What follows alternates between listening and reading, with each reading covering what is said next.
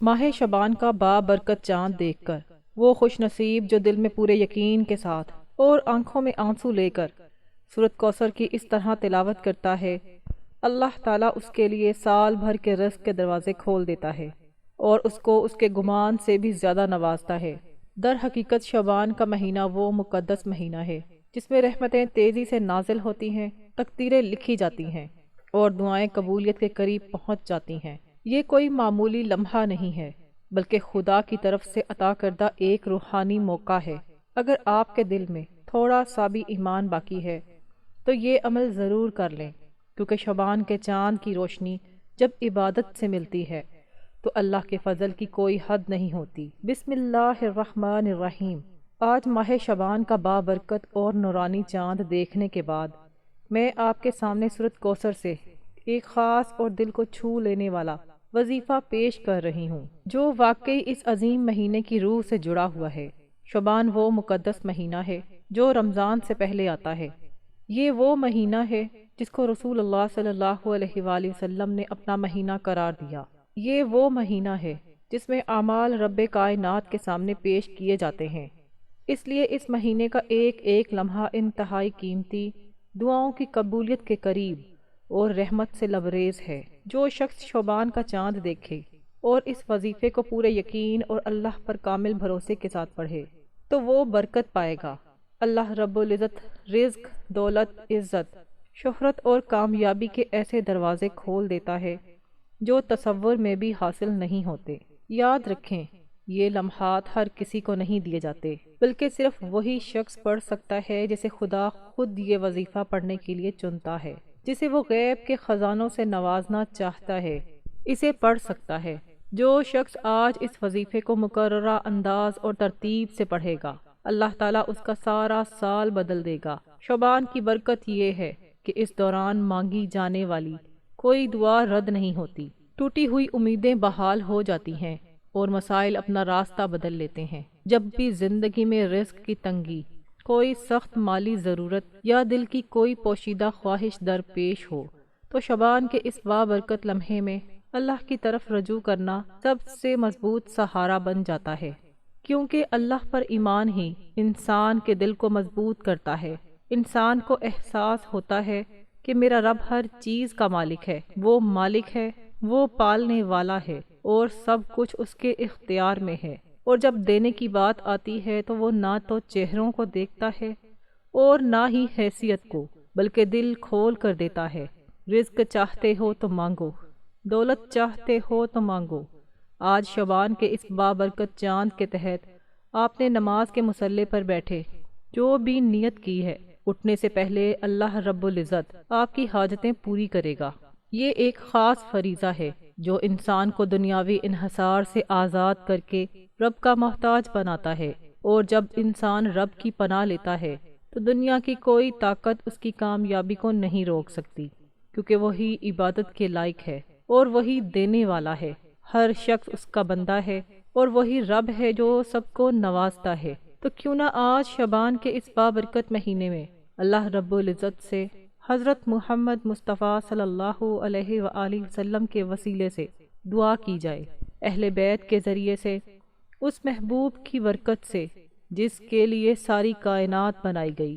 یقین جانو، جب آپ یہ وظیفہ پڑھو گے تو آپ کی دعائیں رد نہیں کی جائیں گی، آپ کی ضرورتیں ادھوری نہیں رہیں گی، آپ کی کشتی اس پار چلی جائے گی، آپ کی قسمت میں صرف اچھی چیزیں لکھ دی جائیں گی۔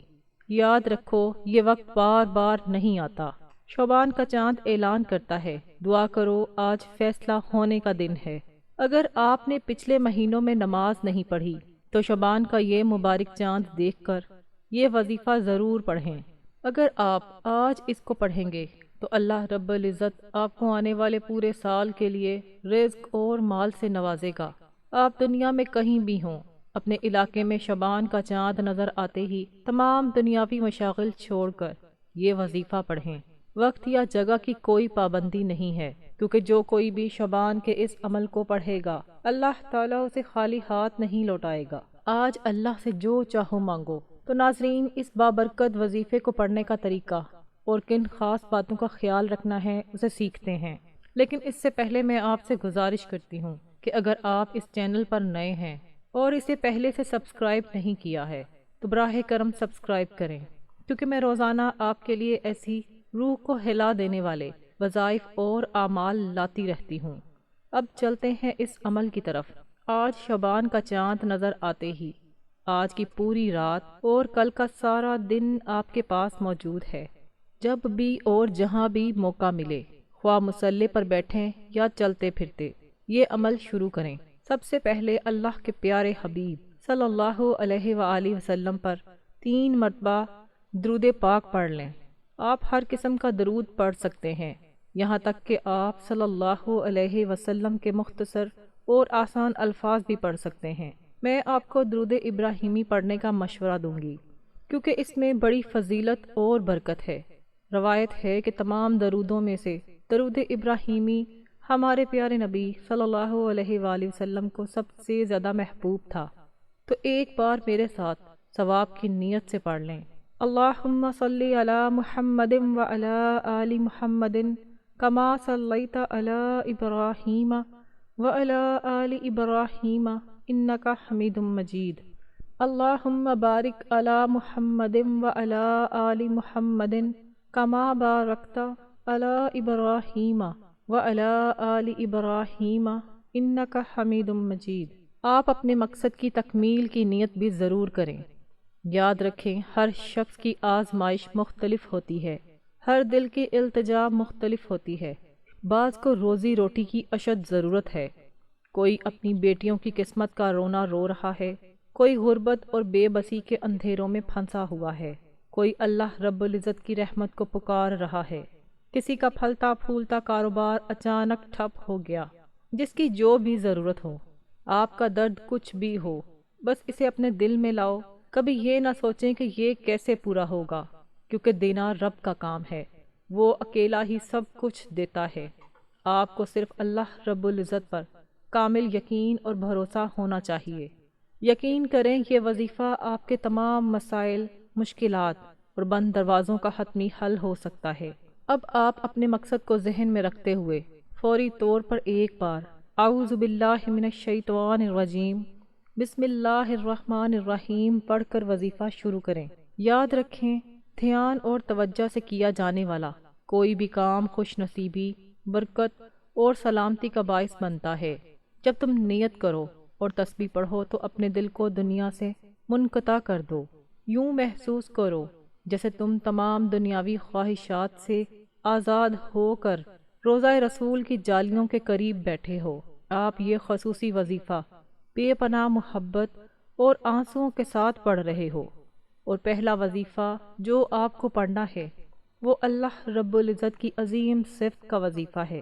یہ صفت سورۃ اخلاص کی دوسری آیت بھی ہے۔ آپ نے سب سے پہلے اللہ الصمد کا ورد کرنا ہے۔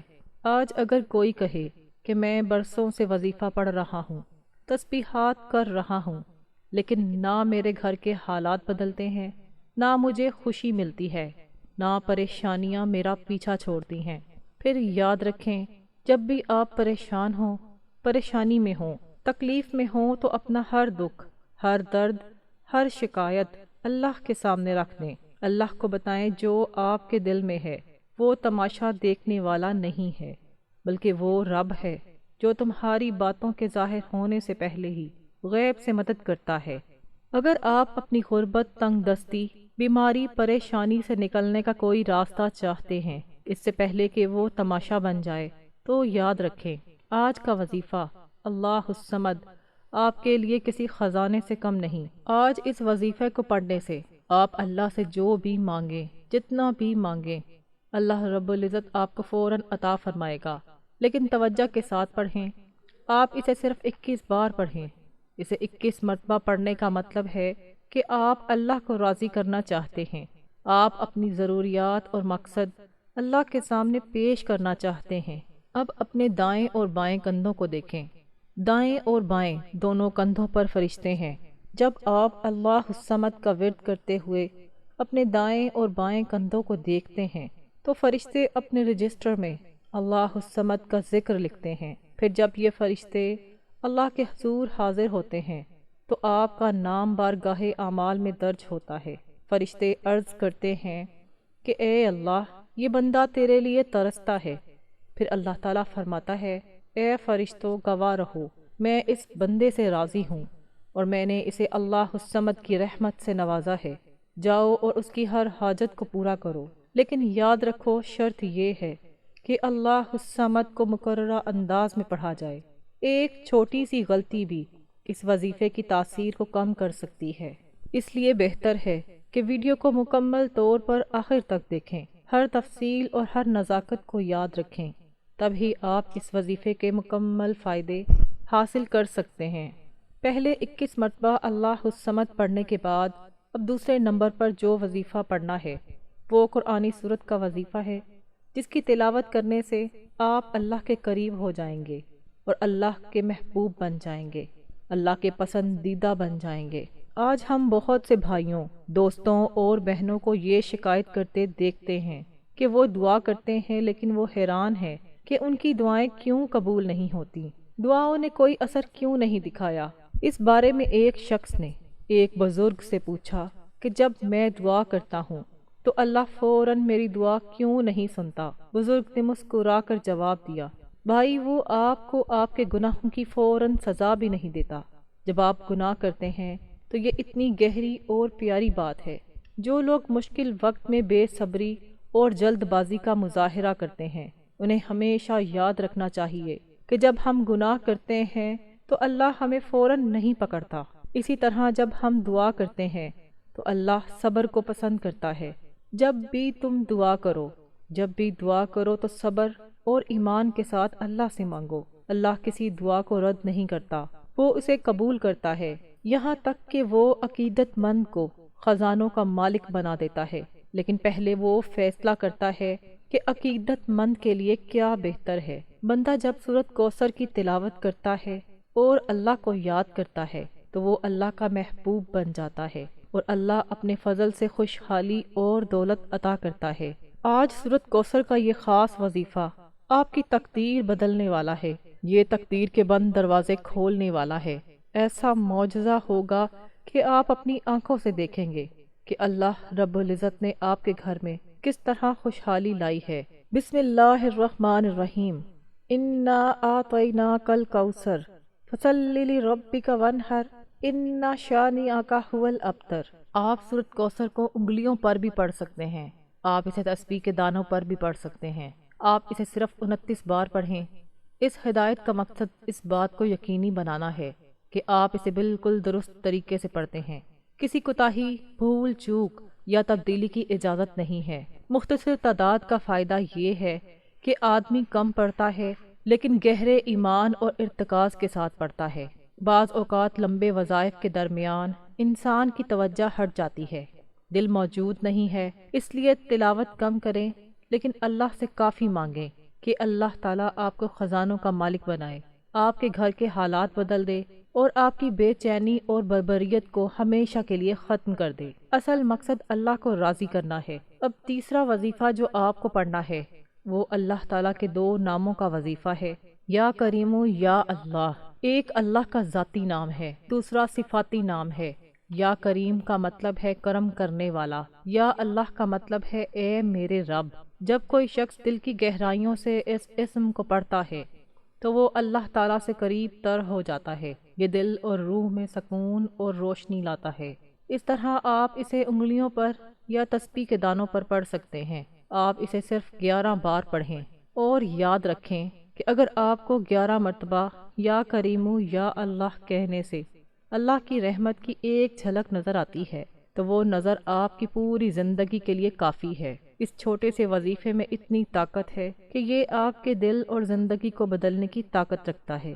اگر آپ بھی اللہ کی رحمت کی ایک جھلک دیکھنا چاہتے ہیں تو یہ 3 چھوٹے مگر انتہائی مؤثر وظیفے ضرور کریں۔ سب سے پہلے 21 مرتبہ اللہ الصمد پڑھنا ضروری ہے۔ دوسرا یہ کہ سورۃ کوثر صرف 29 مرتبہ پڑھیں اور اس کے بعد 11 مرتبہ یا کریم یا اللہ پڑھنا ضروری ہے۔ یہ 3 چھوٹے وظیفے اتنے آسان ہیں کہ اس وظیفہ کو مکمل کرنے میں آپ کو بمشکل 2 سے 3 منٹ لگیں گے۔ جب آپ ان تینوں اعمال کو مقررہ طریقے اور ترتیب سے پڑھ لیں تو آخر میں 3 مرتبہ درود پاک پڑھیں۔ جو آپ نے عمل کے شروع میں پڑھا تھا۔ اب آپ کا مبارک عمل مکمل ہو گیا۔ جیسے ہی یہ وظیفہ مکمل ہو جائے فوراً اپنی خواہش اور نیت سے دعا کریں، اللہ سے اپنے گناہوں کی معافی مانگیں، توبہ کریں اور آنسو بہا کر اللہ سے التجا کریں۔ اس وظیفہ کی برکت سے آپ کے تمام صغیرہ و کبیرہ گناہ معاف ہو جائیں گے۔ یاد رکھیں، نماز وہ خوبصورت عمل ہے جس میں انسان اپنی تمام پریشانیاں، دکھ اور مشکلات اللہ کے سپرد کر دیتا ہے۔ اللہ تعالیٰ اس پر اپنی رحمتیں اور برکتیں نازل فرماتا ہے۔ میری دعا ہے کہ اللہ تعالیٰ آپ کو ہمیشہ خوش و خرم رکھے۔ میں دل کی اتھاہ گہرائیوں سے دعا کرتی ہوں کہ اللہ تعالیٰ آپ کو کامل ایمان، لمبی خوشیوں بھری زندگی، صحت مند زندگی، راضی و مطمئن زندگی، ڈھیروں نعمتیں، حلال رزق، عزت، شہرت، ذہنی سکون اور دنیا و آخرت کی بھلائی عطا فرمائے۔ آپ خوش رہیں، خوشحال رہیں اور مسکراتے رہیں۔ آپ کو ہزاروں خوشیاں نصیب ہوں۔ اللہ تعالیٰ آپ کو ذہنی اور جسمانی سکون عطا فرمائے۔ آمین یا رب العالمین۔ میں اللہ سے دعا کرتی ہوں کہ وہ ہماری باتوں، ہماری دعاؤں اور آپ کے اس عمل کو اپنی پاک بارگاہ میں قبول و منظور فرمائے۔ وہ عطا کرے جو ہم نے مانگا ہے اور وہ عطا فرمائے جو ہم نہیں مانگ سکے۔ وہ ہمیں نیکی کی باتوں کو سننے، سمجھنے اور اس پر عمل کرنے کی توفیق عطا فرمائے۔ آمین۔ ناظرین، اگر آپ کو آج کی ویڈیو اچھی لگی ہے تو پلیز لائک کریں، شیئر کریں، کامنٹس میں اپنی رائے کا اظہار کریں۔ اللہ کے 99 ناموں میں سے ایک نام کمنٹس میں لکھیں۔ اللہ تعالی ہمارا حامی و ناصر ہو۔